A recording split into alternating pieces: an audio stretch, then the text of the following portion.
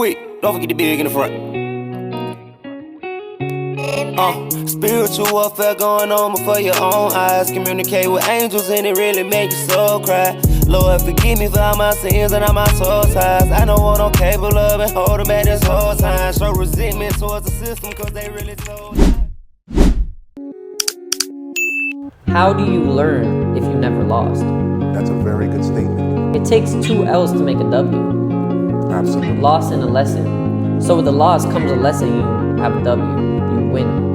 And you win. What is up, YouTube? We are back with another video, and today I'm joined by owner of the exclusive Parlor, Luis Del Pino. Thank you for having me today, Nick. In today's topic, we're going to be talking about, are you charging enough as a barber? Now, before we get into today's video, Luis, tell me a little bit about your story, when you started barbering, what age? So I started barbering at the age of 13. I was born in Jersey. I moved to Miami as a kid. My parents got divorced. You know, I didn't want to leave my mom alone going to Jersey by herself, so I decided to move with her. During that time in school, I wanted to, start cutting hair. And during lunchtime, they would let us kids go out for lunch, and we would go walk to either Chinese store, the pizza store, and I would take them to my house. But long story short, I would cut the kids and all that. So one day while I was playing basketball with the older guys and we're coming back, and there was a barber shop called Nell's Place. Pretty much the best barbers within that area worked there. I'm dribbling the ball, walking by the shop, and my friend is like, "Hey, you could work here." And I'm like, "Nah, man." So I'm dribbling, I keep walking down, I pass the block, and all of a sudden, he walks in, talks to the owner comes out and is like, "Hey kid, come over here, let me talk to you." When I get back, I'm like, "What's going on?" He's like, "Listen, they say you cut hair." He's like, "Man, come inside." So when I go inside, ironically, my girlfriend's older brother at the time is getting a haircut in the shop, and he's like, "Man, that's the kid I've been telling you guys about." So he was like, "Okay." So it made everybody like, "Okay, this kid has some talent." He was like, "Man, do a haircut on your friend, and if it checks out, you can start here." So I did just that, and I started working in the barbershop at 13. What barbershop did you work in transitioning into Miami? I stopped going to school, started skipping school, thinking, barbering was just it. And basically, I just want to be a barber. I didn't even want to go to school. So I wasn't doing well in school. So my mom sent me back with my dad, came back to Miami.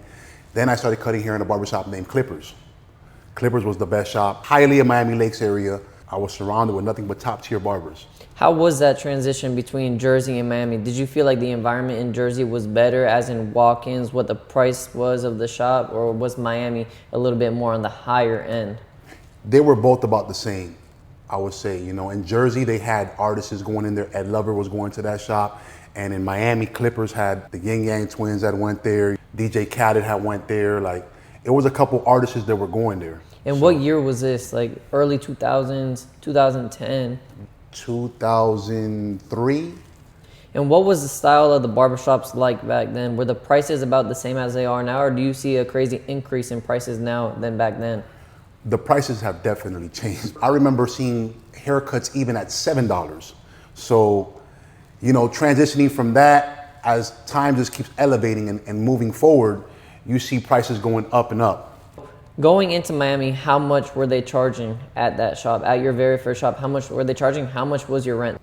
They were charging $12 a haircut. I think it was like $15 with the beard. And rent every week was about $150. So why did prices in barbershops go up? Why? What happened? If you ask me, I would say the pandemic. After the pandemic with the inflation, everything has gone up. It rocketed. Even our clippers nowadays. Back then, we had the Walls, we had the Andes, and all the barbers from the old school know exactly what I'm talking about right now. Like a wall back then, you paid $80 for a wall, if that. The Andes trimmer that we used was $40, and we used to complain about it being $40. Now, if you buy a trimmer, your trimmer is like $200 and up. Your clipper is even $300. So you're paying very expensive prices for the equipment that you use if you want to use top tier equipment. If you want to be at the elite and use elite proper equipment, that's what you have to pay. So before pandemic, $15, $20 maybe a haircut. Pandemic hits. After the pandemic, did you see a rapid change in how many clients would come in? depending on, you know, the demographic and what location you're at, people tend to get haircuts more often in a busier city versus a city that's not, you know, as well known and as popular. So if we're talking about Miami, we're talking about Jersey and New York, those type of places, like major cities, you're going to see more traffic. Why? Because people have to look sharper day to day. And the environments like a more suburb location, people don't care about their appearance as much because it's not an everyday thing like in those major cities. So what was the change for you on why you wanted to bring Miami environment here to Fort Myers, Florida? The Miami environment that I grew up on and I learned was, you know, the typical standard skin fade, you know, the typical standard, you know, haircut. And I've always enjoyed watching these other people do like these type of experiences where, like, you know, you walk in the mall and you see the art of shaving and you see them doing a very sophisticated hot shave. And it always intrigued me as to why don't barbers do that kind of work nowadays? You know, like, what is different? Why aren't we doing that? So when I came up with the vision for the exclusive parlor, I saw something that I really wanted to implicate. And what that was I wanted to incorporate hot shaves.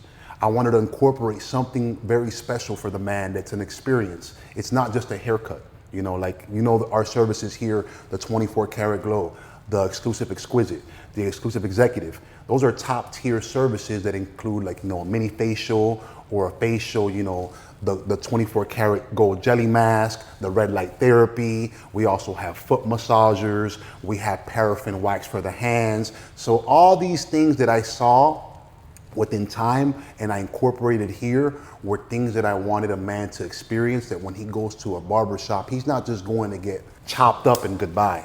You know, the typical barber just chops you up and goodbye. No, I want you to come sit down. We offer you a Turkish espresso. We offer you still sparkling water. We offer you beer or wine, whatever you want to drink while you're here. You know, you can hang out. We have a bar. We have our TV set up, you know, where our couches are there for the man to lay back. And it's a different vibe. And that's what I wanted to do here at the exclusive parlor. And I feel like a lot of people, they want to pay this price, but are you going to pay the price if you're going to the barbershop and the barbers aren't dressed properly? They're not, you know, offering you the drink when you walk in the door? As you see, this uniform is because once you graduate barber school and you become a licensed professional in this industry, guys, you are a licensed professional. You're part of the DBPR here in the state of Florida, so you're licensed. You have a number now. You know, if an inspector comes in, you're able to pull out your license and show this inspector, look, I went to school. I put in the work for this. You know, some of us didn't graduate college, but we went to barber school and we became a professional in this industry. So if you're a professional in the industry, how are you allowing Burger King to have uniforms? McDonald's, Wendy's, all these places have uniform. Why, if you're in a barber industry, would you not have a uniform? Would you not look better than that? You're a professional, but you're gonna wear a t-shirt and basketball shorts to work? How are you to be respected on a day-to-day life? In life, it's about respect. So if I treat myself with respect and I show you that respect and then I give you that respect, it's only common sense that I'm gonna receive that. If you have $1 million mindset, you have to look like $1 million yourself. You have to feel like $1 million yourself. And a lot of people, because nowadays barbering, you know, it's a lot about fashion, but I feel like people took fashion and kind of took it the wrong way. Now that we're dressing uniform, we got, you know, nice dress pants on, nice shoes on, people are going to respect it more when they walk into the shop. An older person, when they walk into a barbershop, they don't want to see a guy, you know, maybe jean shorts. They want to look at a guy and know he's a businessman when he walks in the door. Absolutely. You know, when you look a certain way, it opens up doors for conversation. So a guy that may be from Wall Street, that likes to invest in stocks, may see you in basketball shorts and may not even think that you have an idea about stocks. And not saying that you may not, because don't get it twisted. I wear my gym attire when I go to the gym and all that's okay. However, in the setting that you're at, being a professional, you want to also attract professionals. And the only way to attract a professional is you must look like a professional. It's like you don't know who's walking through that door. How about if his son goes to the shop and his son comes to the shop and you think his son's just a regular kid. His son goes back home and tells Dad, I went to this shop today. All these guys were in uniform. The music that they had on was different. The ambiance was different. They offered me something to drink when I got there. It was a different setting. It made me feel different. Dad is like, well, where is this place? Let me look this up. Looks up the exclusive Parlor. Now he sees what we got going on. We're putting 24 karat eye mask on every single client that sits down, just to make them feel different and know that they're special here in this establishment. So how do you know as a barber if you're charging enough? That's a very good question, and I'm glad you asked that. So how do you know that you're charging enough as a barber? Level of experience, for one. Aside from the experience, because there's some barbers out there that have been cutting hair and doing this for years and still don't have the quality that they should have. It goes back to what we were saying. If you surround yourself around greatness, you will become greatness. And the way my upcoming was, I was surrounded by some very talented barbers. So I was able to, learn and envision what they had going on and pick up different things that they did. And that's how I mastered my own craft. So going back to that, if you know that your quality is great, and quality can be great, but however, customer service overlaps quality. So first, it's your communication, how you communicate with the client. Second is your service. And then your last but not least is your quality. And that's what we do here. We offer you a drink, we speak to you, we acknowledge you, we let you feel special, especially with our services. And then your quality. How you know you're charging enough as a barber. Also, your demographic. What you're surrounded by. If you can't be in the hood and you think you're gonna charge top tier services, it's not gonna work. They can't afford it. So you have to understand, especially where you're at. That's a very important factor as well. How do you overcome the fear of increasing your price as a barber? Because a lot of people think that if they charge more people are gonna run away. We feel, especially upcoming, we feel stuck at this one price point. And I'm not talking about charging $100 haircuts. That's not what we're talking about here, because people misunderstand that nowadays. We're talking about people charging $25 to $35 and $40 a haircut. If you're charging $25 a haircut, I want you to put this into your mind. If you're charging $25 for a haircut and you don't get tipped, let's just say, and you go to McDonald's and you take your girlfriend with you to McDonald's and you both buy a meal, you think that's gonna cover the fee? It won't. We're talking about McDonald's now. How much 2 meals at McDonald's cost nowadays? I think it's like $12 and some change for like a Big Mac or something with some fries. Because back then it used to be like $9 and some change. Right. So I think it's like, I don't know, it's been forever since I was a kid when I used to eat McDonald's. But you're gonna pay probably more than $25. And if not, you just covered it with the $25. So you took 30 to 45 minutes on this client to eat with you and your girlfriend at McDonald's. Now, if we're talking about going to eat somewhere else, that's out the question. That ain't happening. You better do a couple of those before we even get there. So back to that, we're in a time of inflation. Our sanitary spray, if you got some Cool Care spray, you're paying close to $15 a can. Just for that, just to sanitize your clippers, to make sure that your clients have clean clippers on their head when you cut them. So just with that $25 is pretty much going towards that right there, just the spray. Now we're talking about, you buy a box of neck strips. That's another $15. That's over the $25. Now you can't afford that with that one client. So you have to understand, in the times that we are right now, if that's what you're charging, cool. But know your value. Know your value. You're a professional, you went to school. Know your value, know your quality, know your communication, and know your service, your customer service. So I'm gonna charge what's fair, and what's fair to the barber being yourself. Now you are a professional. If you don't feel like a professional, then that's why you're charging those prices. If you wanna be the average barber, then you're gonna have to charge average prices. But if you want to be a successful $1 million mindset barber, you can't settle for that. You can't settle for average. See, everything I do in my life has never been average. I'm an extremist with everything I do. From how you see how the shop is to our services, I take things and I take them to the extreme. Why? Because that's just the way that I am. Now, some people may be average, and that works for them. If you want to be the average mindset, then you're going to have average lifestyle. And when I say average, I'm saying average as doing what everyone else is doing. The bare minimum. The bare minimum. The shop that we are in, people have to come in and respect the prices because what we are doing is not what we are doing in other shops.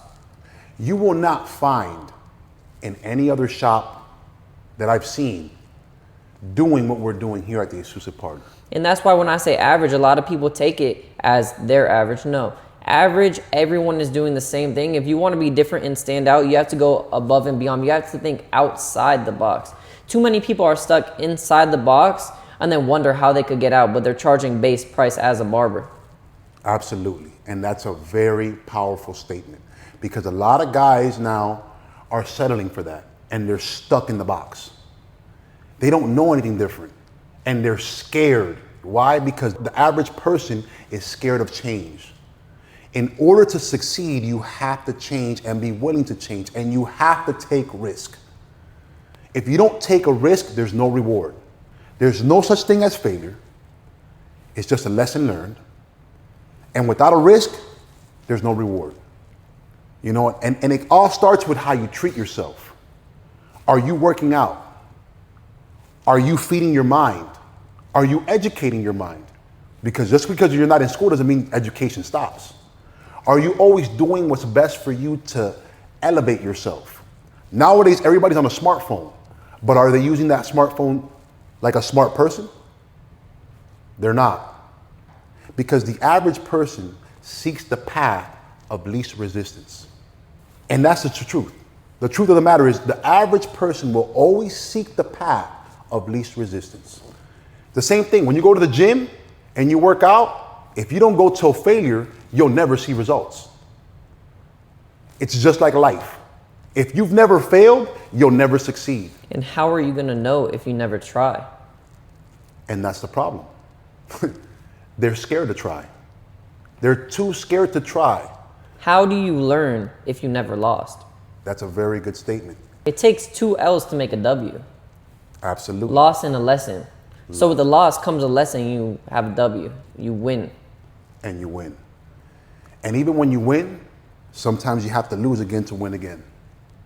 And that's what makes life a beautiful thing. The life is always going to battle you. And it's what you do to continue to push forward or to surrender. Also, the people you work with will determine who you become. Since you started working here, have you seen yourself elevate? We are elevating because we are surrounded by $1 million mindsets. And that's what I practice every day. We can all come from an average environment, but it's an environment that we hop in after that makes us better and makes us more successful. Absolutely. And that's what I try to tell people every day. Are you surrounded by greatness? Where you're working at right now, is there greatness? Are they showing you what professionalism is? Are you able to see a real successful professional person? If you have a no in any one of those departments, you're not at the right location. You need to change your environment. You need to change yourself. So circling back to the topic on barbers being scared to charge more because they will lose clientele, how can they go on about that situation? It goes back to what we just spoke about, the fear of change. Again, if you increase your value as a person, if you're a person that trains his body, works out, is into fitness, you go and you're educating your mind and you're going to bookstores and you're reading and you meet somebody in those type of locations, what type of value are you giving yourself then? If you want to have $1 million mindset and charge those prices, you want to attract $1 million people. If you're staying at the average price of a haircut, you're going to attract average people that walk in the door. Here at the Exclusive Parlor, we're pulling in clients from everywhere: lawyers, doctors, nurses, all the top people who are willing to pay for a top high-end service. And it all starts with how you treat yourself. It all goes back to the roots, even from the food you're ingesting, to the way you're waking up, what you're doing from the moment you wake up to the moment you go to sleep, how you're presenting yourself when you walk out that door from your house. Whatever the case may be, what are you training your mind for that day? So if you're a barber and you're charging the average price for the barbershop, take a step back and realize and look at what clients you have in your chair. Are these the average people who aren't willing to pay top end services? Or do you want to attract the people, $1 million people who are willing to pay for the top, highest service that you offer? It all starts with the mirror. If you reflect that, you're going to attract that. So until you wake up that day and say, I'm done with this.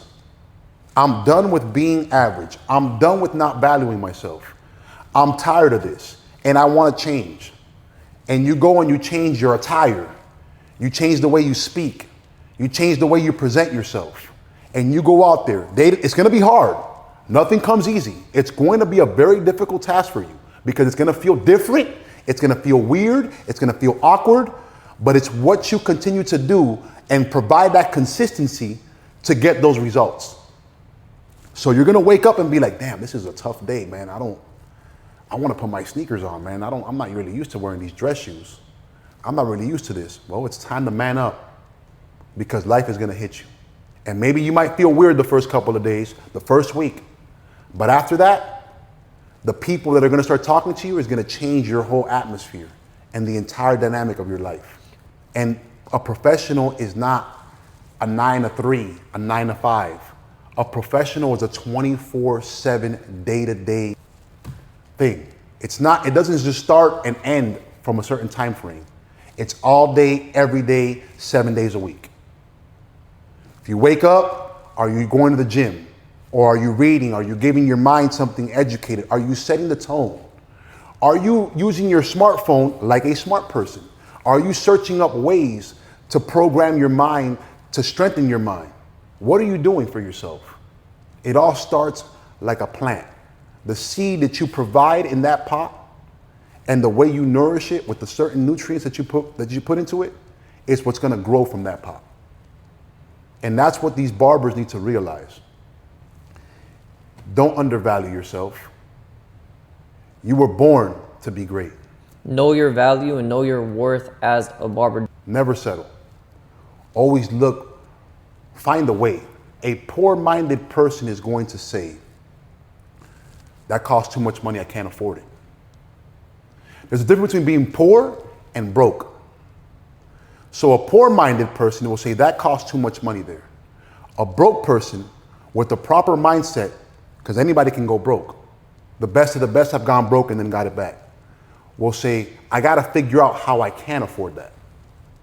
So what is your advice for a person who is working the average shop charging average prices? What is your advice, final advice for those people?